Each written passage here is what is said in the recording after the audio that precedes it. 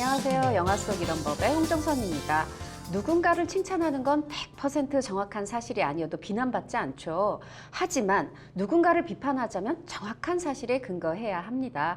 요즘 일본의 경제 보복에 분노해 일본 제품 사지도 쓰지도 않는 분들 많더라고요.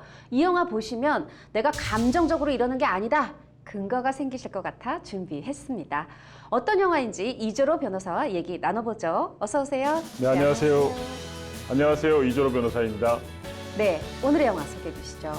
역사에 기록된 독립군의 첫 승리, 봉오동 전투입니다.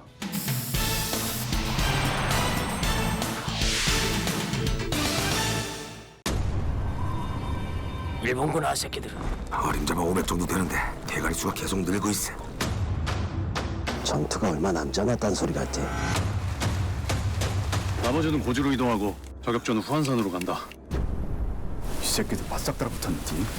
너는 쫓기는 척 추격대하 새끼들을 유인하라.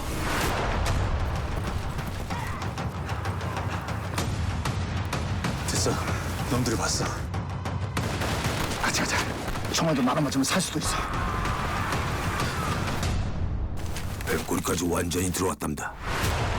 있지. 예. 선.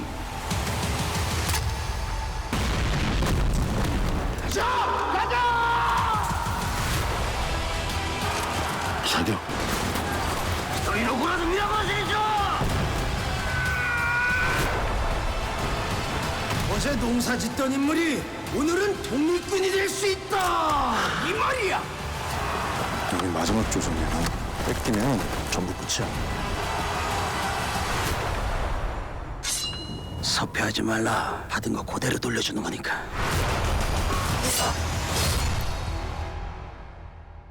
영상 보니까 또 봉오동 전투 생각나네요. 영화 어떻게 보셨어요? 저 이번 영화를 이제 감사한 마음으로 봤습니다. 이 영화가 이제 그 일제 강점기인 1920년 6월 7일 그러니까 중국에 있는 봉오동에서 대한 독립군 연합부대가 그 일본 정규군을 상대로 해서 한 전쟁을 영화한 거잖아요. 그쵸. 근데 이게 다른 영화 같은 경우는 왕, 뭐 장군 그 중심으로 영웅 중심으로 그쵸. 그려지는데 이 영화 같은 경우는 그 독립군 하나하나의 사연을 중심으로 엮어놓은 것 같아서 굉장히 좀 실감나는 부분은 좀 있었어요.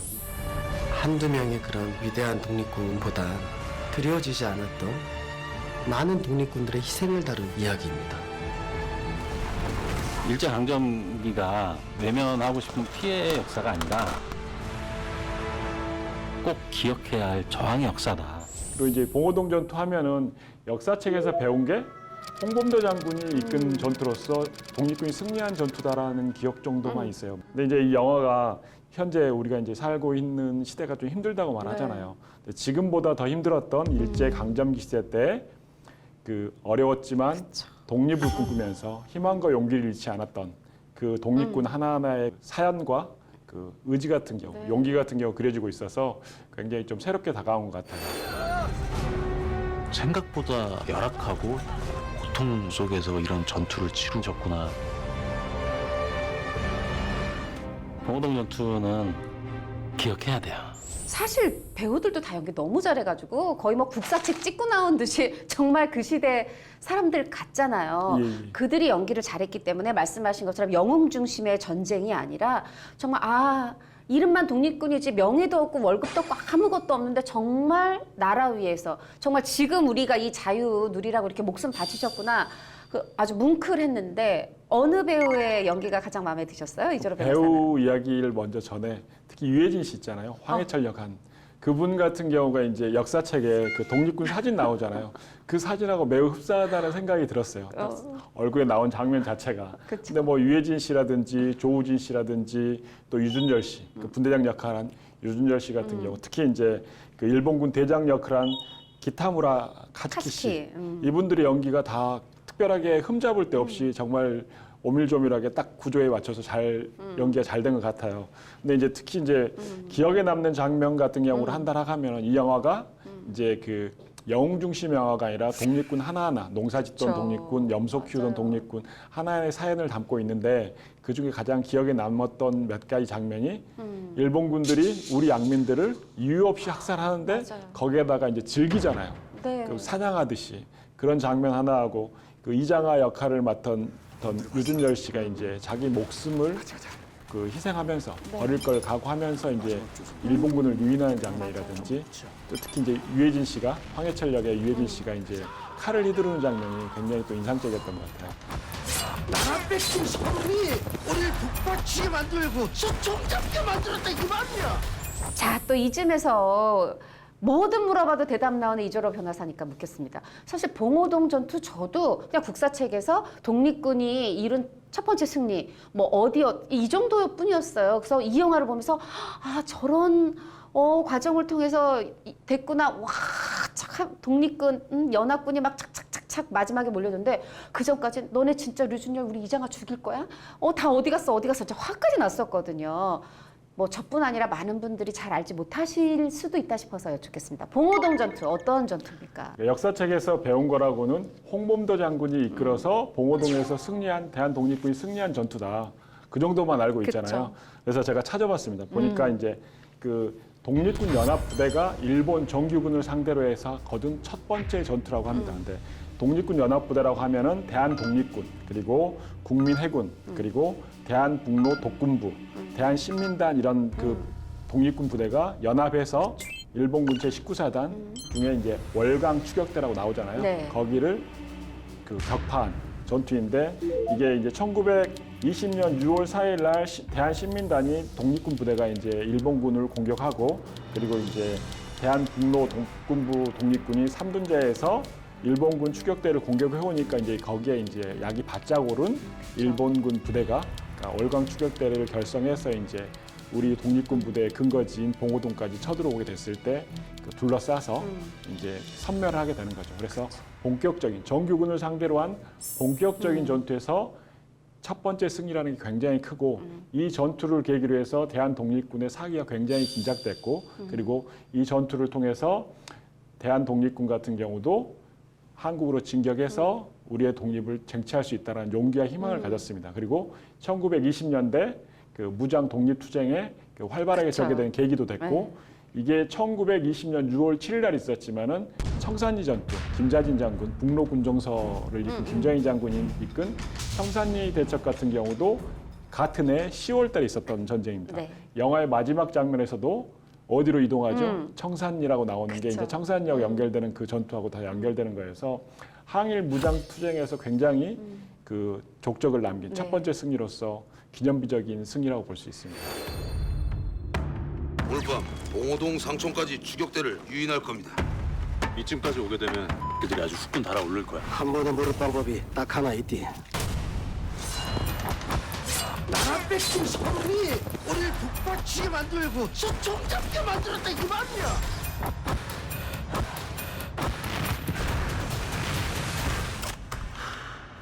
자격. 자, 이제 본격적으로 영화 속에서 법률 이야기 좀 빼보죠. 꺼내 보겠는데 영화 첫 장면이 이제 어린 시절에 이제 황해철, 유해진 씨의 그 어린이 역이 이제 동생을 얻고 일본군한테 길을 안내해줘요.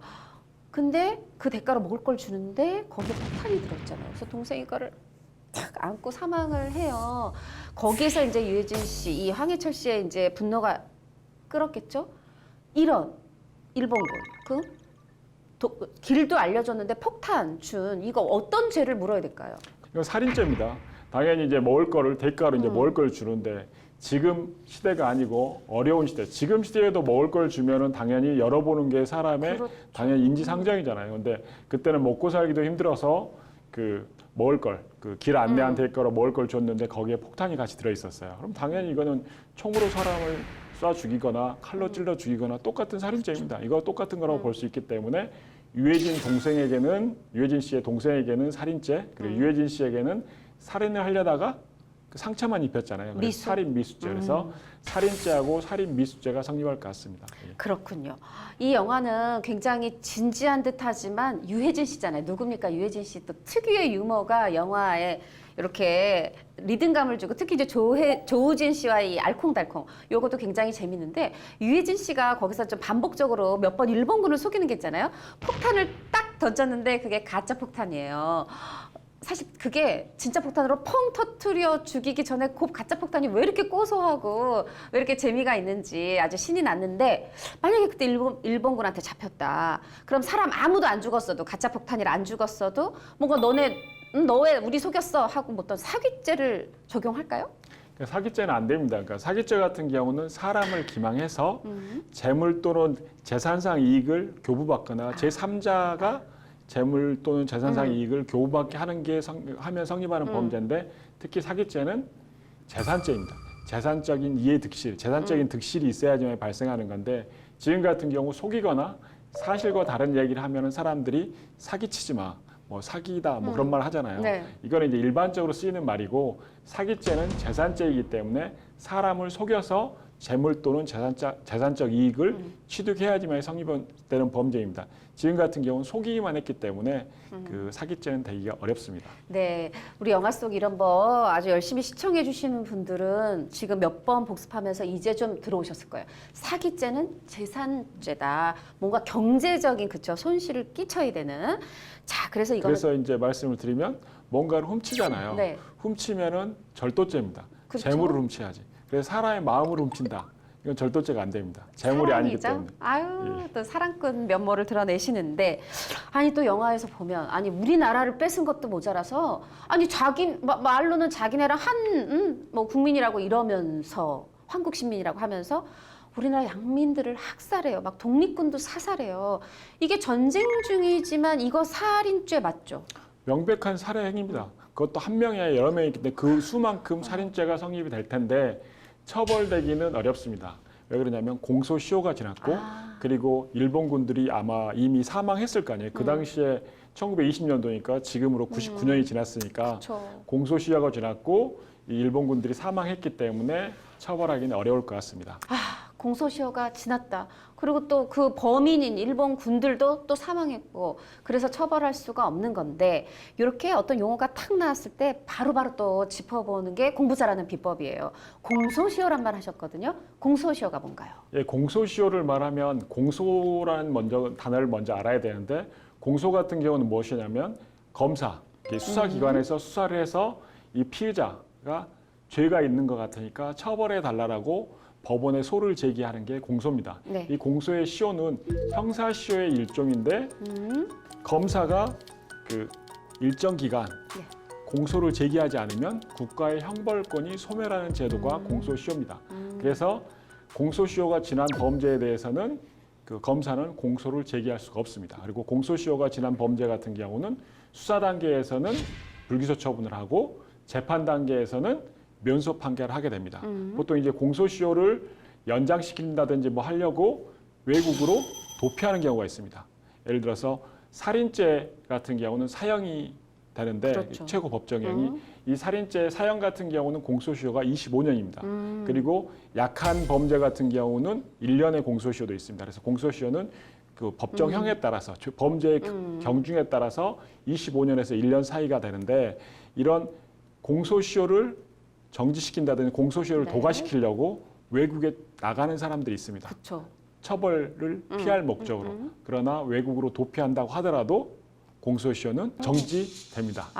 네네. 정지되기 때문에 외국으로 잠깐 공소시효가 살인을 하고 외국에 25년 나갔다 오면은 공소시효가 만료돼 가지고 처벌이 안 되는 게 아니라 그 기간 동안 멈춰 있기 때문에 1년부터 다시 시작하게 됩니다. 그렇군요. 이게 그러니까 결국 이 공소시효는 범죄의 무거움 혹은 가벼움에 따라서 있고 최장이 25년이니까 이 1920년 범어도 정도는 99년쯤이니까 이제 공소시효가 지났다 이 말씀이신데 근데 제가 얼마 전에 그런 뉴스 본 것 같은데 사람 죽인 거는 공소시효 없기로 했다. 이거 사람 죽인 거잖아요.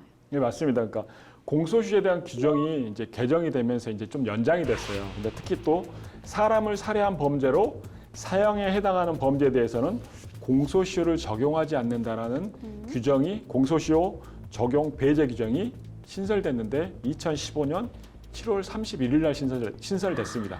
근데 그 이전의 범죄에 대해서는 이 공소시효 적용 배제 규정을 적용할 수가 없습니다. 이렇게 되면은 법률 불소급의 원칙에 의해서 그렇죠. 안 됩니다. 그러니까 네. 지금 현재 상태에서 범죄가 안 되는데 미래에 범죄가 된다고 처벌한다라고 하면은 지금 생활하는 사람은 불안해서 살 수가 없습니다. 그렇기 때문에 이 신설 규정은 법률 불소급의 원칙에 의해서 적용될 수가 없기 때문에 지금 99년 지난 이 범죄 같은 경우는 공소시효가 지나서 처벌할 수가 없습니다. 그렇죠. 2015년 7월 이전 거는 소급되지 않고 예. 이후의 것만 적용이 되는군요. 아, 또 여기서 아주 당연한 얘기지만 확실히 짚고 넘어가 볼게요. 뭐냐 하면 범죄자가 사망해도 처벌할 수 없는 거죠. 지금 99년 전에 우리 양민을 약살했던 그런 학살했던 일본군들이 죽었기 때문에 처벌할 수 없는 이 부분도 있는 거죠. 이 형사처벌 규정 같은 경우는 동물을 형사처벌한다든지 사망자를 형사처벌한다는 그런 규정은 없습니다. 다 생존에 있는 사람을 그 처벌하는 규정으로 돼 있는 거지 사망한 사람을 처벌할 수가 없습니다. 그래서 사망한 사람이 발생을 하면 수사 중에 사망을 한다. 불기소 처분합니다. 그래서 수사 종결을 합니다. 근데 재판 중에 피고인이 사망한다. 그럼 공소 기각으로 재판을 끝냅니다. 보통 이제 재산 같은 경우는 사망을 하면은 그 아버지가 사망한다라고 하면은 아버지의 채권, 네. 채무, 부동산, 동산 같은 경우가 자녀나 배우자가 물려받지만 그쵸. 아버지가 범죄를 저질렀다. 그 부분의 처벌에 대한 것은 자녀들, 상속인들이 물려받지 않습니다. 그건 당연한 규정입니다. 그래서 옛날에 같은 경우는 부관참시라고 옛날 관상에서가 그쵸. 나왔잖아요. 부관참시라고. 그래서 사망해서 관 속에 묻혀 있는데 사후에 이 사람 범죄가 밝혀진다고 해서 그 끄집어내가지고 목을 자르고 이렇게 하는 그 부관참시 같은 경우는 옛날에나 있었던 거고 현재는 사망자를 그 처벌하는 규정은 없기 때문에 이 일본군들 같은 경우 그 당시에 최소 20살 정도가 됐을 그쵸. 거니까 지금 19살 그 정도 됐을 거니까 아마 다 사망했을 것 같기 때문에 사망한 사람을 처벌할 수는 없을 것 같습니다. 그렇군요. 이 봉오동 전투의 봉오동, 여기 이제 그 지명이잖아요. 예. 그래서 어딘가 찾아보니까 생각보다 저 위에 중국 땅이에요. 근데 제가 또 얘기를 해볼게요. 똑같은 뭐 이런 학살이라든가 독립군 사살 이게 일본군이 우리나라 양민, 우리나라 독립군을 죽이긴 했는데 그 장소가 중국 땅이란 말이에요. 그럼 중국 땅에서 그 당시에라도 그 중국 땅에서 벌어진 일이니까 우리 법을 적용해서 처벌할 수 없나요? 당연히 적용할 수가 있습니다. 우리나라 사람이 외국에 가서 그 도박을 한다, 마약을 한다. 다 처벌되잖아요. 네네. 그거 똑같은 것처럼 당연히 일본 사람이 대한민국 국민을 상대로 해서 범죄를 저질렀다 하더라도 처벌이 됩니다. 그래서 어떤 장소에서 범죄가 발생하면 형법을 적용할 것이냐 말 것이냐가 그 형법의 장소적 적용 범위라고 말합니다. 이게 이 원칙이 크게 속지주의, 속인주의, 보호주의, 세계주의가 있는데 속지주의는 범죄인의 국적 여하를 불문하고 네. 대한민국 영토에서 땅에서. 발생했으면 무조건 대한민국 형법을 적용한다는 게 속지주의고 속인주의는 대한민국 국민이면 국내든 국외든 어디서든. 범죄 장소에 상관없이 대한민국 형법을 적용할 수 있다는 게 속인주의고 보호주의는 자국, 우리나라 또는 우리나라 국민을 침해하면 법익을 침해하면 그 사람의 국적이라든지 범죄지 상관없이 다 우리나라 형법을 적용할 수 있다는 게 보호주의입니다. 그리고 세계주의 같은 경우는 범죄지나 범죄인의 국적 상관없이 그 인류 공동의 법익을 침해하는 범죄, 전쟁 도발이라든지 인신매매라든지 마약 밀매라든지 뭐 민족 학살이라든지 네. 이런 범죄를 저지르면은 무조건 우리나라 형법을 적용할 수 있다는 게 세계주의인데. 지금 제가 딱 들어보니까 요거는 그럼 보호주의죠. 맞습니다. 그러니까 우리나라는 기본적으로 속지주의를 원칙으로 하면서 속인주의 그리고 보호주의, 세계주의를 다 채택하고 있습니다. 근데 보통 사람들이 궁금해하는 게 있어요. 날아가는 비행기 이전번에 이제 땅콩 해양 사건이 있었잖아요. 네네. 그게 우리나라 형법을 적용 어떻게 하냐라고 하는데 우리나라 선박 항공기 안에 발생한 것은 거기도 우리나라 영토의 연장으로 보기 때문에 속지주의 원칙상 한국 사람이니까 속인주의도 적용되겠지만 속지주의 원칙상 이 사람을 처벌할 수가 있는 겁니다. 비행기 안은 미국 항공에 떠 있어도 우리나라군요. 예, 우리나라의 오. 영토의 연장이라고 보고 있습니다. 아하, 비행기나 그렇군요. 항공기. 비행기나 선박 선박이 이런 이제. 거. 그리고 지금 보호주에 따라서 그 우리나라의 어떤 우리나라 사람의 법익을 해치는 사람이 우리나라 사람 아니고 일본인이든 그 장소가 여기 한국 아니고 중국 땅이었든 처벌할 수 있으니까 보호주의에 의해서 그때 당시였다면 처벌할 수 있는 건였네요. 그죠. 봉오동 전투, 봉오동 주변에서 그렇게 학살하고 독립군 사살한 그런 것들 말이죠. 그러니까 기본적으로 속지주의 생각을 하면 우리나라 영토에서 우리나라 사람이 범죄를 저질렀다. 당연히 처벌됩니다. 속지주의에서. 네. 우리나라 영토에서 외국 사람이 범죄를 저질렀다. 그러면 그것도 처벌되죠. 속지주의 원칙상 처벌이 되는 거고 우리나라 사람이 외국 가서 도박을 했다. 뭐 신문지상에 유명인들 도박한 내용 나오잖아요.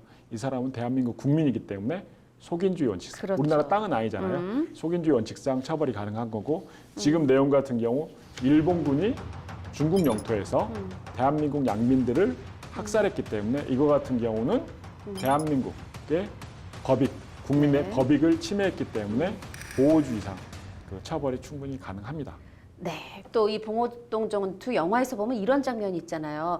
이 당연히 그 일본 정규군과 목숨 걸고 싸우는 분들도 있고 또 막 독립자금 모으고 그걸 운반해서 이 나라의 독립을 위해서 애쓰는 분들도 있단 말이에요. 그런데 일본군들이 저 독립자금 가면 얘네들이 막 또 총 사고 점점 무장화 될 테니까 그걸 막 뺏으려고 막 혈안이 돼 있어요. 아니 우리나라 독립자금 뺏는 그 일본군 어떤 죄를 물을 수 있을까요? 여기 이 범죄 같은 경우 강도죄가 굉장히 크게 문제될 수가 있습니다.